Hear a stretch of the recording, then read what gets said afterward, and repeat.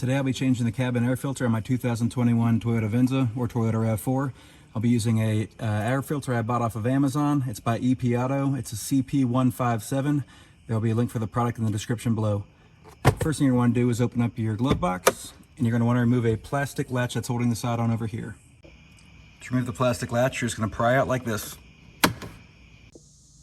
You need to remove this faceplate to access the cabin air filter. So on the right, you have these two prongs in the middle. You're going to want to pinch these together, pull it out, and that'll expose the tray where the air filter is kept. Pull this out, and here's your old air filter. One thing to note when changing your filter is the direction of the airflow going through the filter. It's indicated by these arrows on the side of it. So when you take out your old filter, you want to note the orientation of how the air flows through this one. So on this one, it's showing the arrow going down. When I put my new filter in, I want to match it up the exact same way. It's important for how the system works. To put the air filter back in, take the tray, slide it back into the slot. Now you're going to take the faceplate, slide this left side in first over here, and then push in on the right until it snaps in. Now you're going to bring your glove box back up, squeeze the sides a little bit, break it through, reattach your plastic latch on the right side, close it, you're good to go.